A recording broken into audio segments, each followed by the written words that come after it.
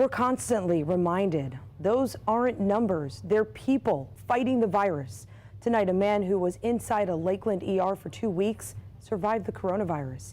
He gave 10 Tampa Bay's Angelina Salcido a glimpse into what we don't see and is pleading for you at home to wear a mask.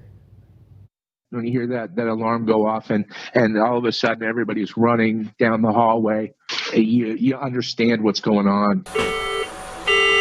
Inside ERs across Florida, COVID-19 patients lie intubated and hooked up to a ventilator. There's alarms that I hear go off all night long from people who can't breathe because of this disease. Vito Di Cantante was one of them, admitted to Lakeland Regional Hospital days after testing positive in early July. Ambulance came and got me.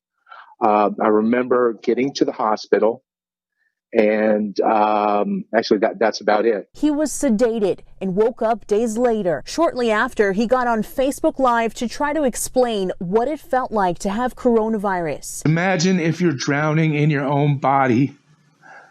That's what it feels like. You can't breathe, and it's scary as hell. From the hospital bed, Vito pleaded with people to please wear a mask. I don't know exactly where I got this, and at this point, that really doesn't matter.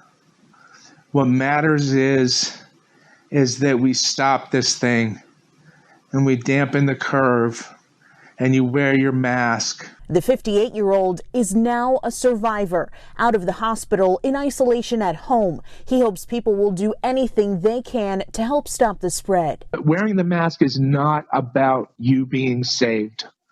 Wearing the mask is about you saving other people. Vito says he's been isolating for about a week to make sure he doesn't spread the virus to anyone else.